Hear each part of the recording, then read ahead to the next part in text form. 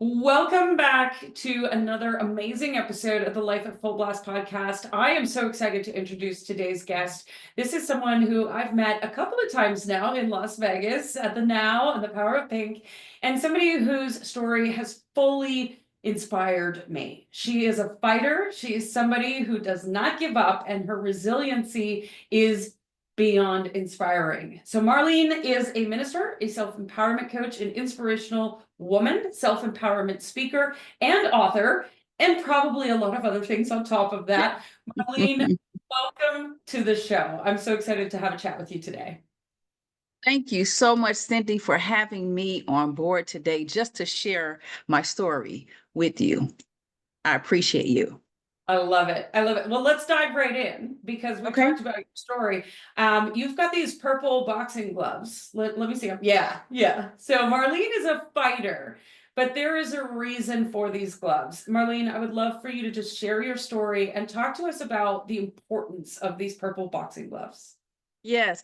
Well, Cindy, I wanted to share with you. I know that when we met in Las Vegas at the Now in Pink Summit, I had my purple gloves then, but guess what? I have some custom gloves that I had that were on their way, and they're entitled Get Up and Fight. I love it. And that is something that I live by daily, and I want to inspire other women to get up and fight despite any obstacle or challenge or the internal barriers that they may be facing. And how I came up with this is basically what I went through. 2017. God showed me these purple gloves in my dream. And the purple gloves was from years before because I attended a kickboxing class. So they were given to me as a free gift just for attending. And he showed me these purple gloves. It was in November 2017. Cindy, I did not know what that meant. Didn't know until January 31st. I remember that date, 2018 is when he showed me these gloves again. It was because I was rushed to the hospital because I thought I was having a stroke at the time, but come to find out, I had a brain aneurysm. Mm. And as the doctor came in to tell me about the brain aneurysm, once again, it's like everything in the room just went, dark. And God just showed me standing in the middle of a boxing ring. And he showed me my purple gloves and he told me to get up and fight, Mm. regardless of what was told to me.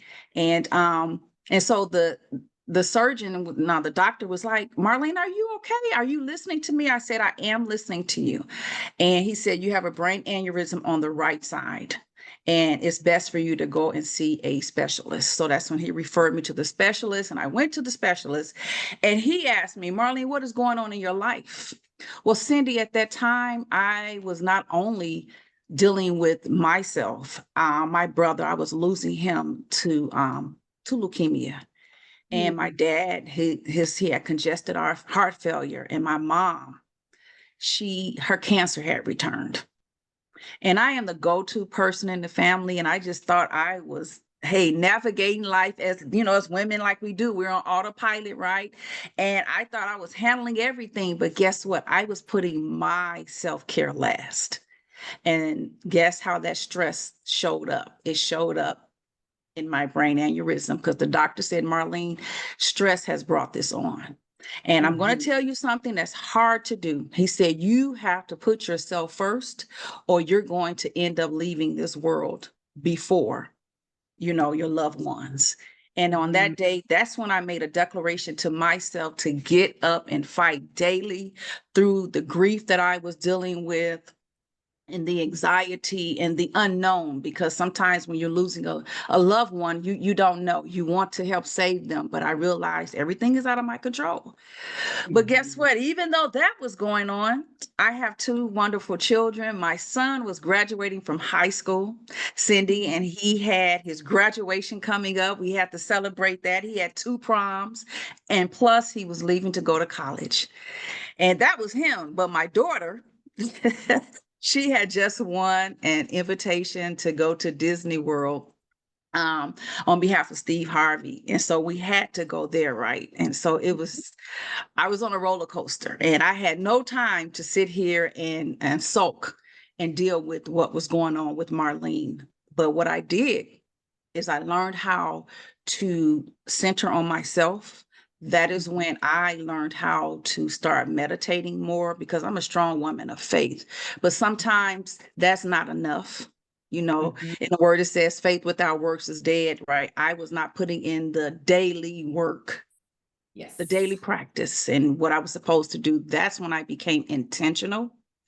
Mhm. I made sure I checked in with myself just to see how I felt before I started my day, and I became more organized, learned how to say no. Mm. And That's a big one. yes, and that's something that I learned to do, and that's my mission now, to tell women to get up and fight daily, regardless of what you're going through. If I can do it, I know you can do it, but you have to be intentional. Oh my gosh, Marlene, your story. Every time I hear it, it just lands a little bit deeper. And the whole time you were talking, I'm covered in goosebumps. All right, yeah, You thank know, you. that's when you know. Thank you for sharing that story. And honestly, what stands out to me the most is that you don't put up with excuses, that it's really you're responsible for your own life and your own way of being. And it doesn't matter what noise and chaos and trauma is happening around you, you have a decision to make. Am I going to get up or am I going to stay in bed and not figure this out? Correct, correct. And that's why we have freedom of choice. You get to choose how you want to exist daily. Okay, because we're all are faced with something. And you know, one thing that I learned is you think that you're going through something until you hear someone else's story. And if you can see them still, you know, up and going, what about you? Mm-hmm. You know, so Mm-hmm. that's why, you know, self-discovery is so important. And that's one of the things that I like to take the women through is really finding out what your strengths and weaknesses are. And sometimes we wait until we're down to really focus on ourselves. But guess what we're focusing on? We're focusing on the problem. That is one of the things that I did not do. It already happened. So I was Mm-hmm. already envisioning myself being healed. What was the new version of Marlene going to look like so that I won't return back to the same, person that I was? Yeah, I mean, where attention flows, energy goes, right? If Yes, we're focused on definitely. the Yes. problem, you're just gonna have more problems. Exactly. I love that. So one of the other things that stood out to me, and I love that you said this, that I am a woman of faith, but I wasn't taking action on that faith. Can you speak a little bit more to that? I think it's really easy for us to kind of just go about our day and not really bring our faith, whatever that is to people, top of mind all the time. Can you speak to that a little bit more? One of the things that I was praying for daily, of course, was to be healed. So what does that look like? It really meant I had to take the actionable steps in Yeah. order to walk into my healing. And one of the things that I had a seizure after I had my surgery, never had a seizure before. So that affected my speech. Okay, Mm-hmm. it affected me, my stability. And so what I had to do was I had to learn how to overcome anxiety. I was afraid that when I stood up, I was losing my balance. But I envisioned myself walking, by myself. So what I had to do was slow down my steps. Even when I started talking, I had the slurred speech. I learned how to talk slower because I could talk really fast, right? But as far as my healing, that's when the meditation came in. I was intentional on my thoughts. I never thought on the days that I wasn't feeling as well, I said affirmations to myself. Those Mhm. were the daily practices that I took part in doing. That is, I had the faith. It's like, well, where's the works? That's not enough. I had to Yeah. get up and fight daily because each day was different for me. I didn't know how I was going to wake up, but I knew that if I woke up, that meant that God was blessing me with a new day and hey, I can go at it again. Oh, I love that so much. Thank you for bringing that up because I think there's this misunderstanding, especially, a lot of my audience and many of our listeners, there's this spiritual conception out there that's just, oh, all I have to do is just sit on the patio and meditate, and what I want will come to me. And No. yes, the law of attraction is at play, but we are actually co-creating. We have to be an Yes. active participant in the quote unquote manifestation of our dreams, whatever that is for us. Yes. So I love that. Like you actually had to focus on slowing your speech down, on taking Yes. intentional steps, on meditating every day. There were things that you did to make this happen. It didn't just Exactly. like, bam, you healed. Oh my gosh. Definitely. Yes, I agree. I agree. Yeah, I love that. So tell us a little bit about the work that you're doing in the world. Share with us kind of what you're up to these days. I am so excited. One of the things that I'm doing is I'm offering a master class, and I'll put the advertisement out on it because what I want to do is to show women. One of the things that God really spoke to me about was that my gift. I was off track because, life was happening. I was pouring into everyone else and not putting myself first. My gift was to empower women, to help them take their gift and show them how to profit from their gift. Hmm. Okay. And then, and teach them how to have an impact on their community and the world. But guess what? It all starts with who you are, believing in yourself, knowing that this gift that I have is unique. Because Hmm. some women you have, when you meet different women, like I'm pretty sure that you do, they have no self-confidence in themselves Hmm. because of past trauma. Well, that's why I am here to teach them how to knock out those challenges and Yeah. to reaffirm who they are and make them realize that they have a gift and that your gift is your gold mine. Now, here's Mm, the thing, it does not only tie to wealth. That gold mine is not only wealth. In that gold mine, right, is, I like to say, the fruits of the spirit. That's where you're going to find peace, joy, happiness, and self compassion. You're going to learn how to just love yourself and empower yourself. And when you it- can do that, because everyone's gift is not tied to money, and I'm getting excited myself that your gift could be just sharing your love with someone else. If you love making quilts, that's your gift. You can share that with someone. You're giving them away. Whatever empowers you, Cindy, that is your gift, and it makes you feel good. It comes from on the inside. So one of my master class basically is how to lead with your gift, for purpose, profit, and impact. I'm really, really excited about that. Oh my gosh, I can tell. Yes. Your passion just flows through as you're talking about. I love it. And you and I do very similar work of that empowerment and really self-discovery and understanding who we are, and Yes. taking those gifts and getting paid for those gifts, right? And whatever Mhm. that looks like for you. So I love it. I mean, perfect match. It's awesome. So Yes, good. yes. Yeah. So tell us a little bit about how we can find you. If somebody in the audience is like, I need to talk to Marlene, how do they get a hold of you?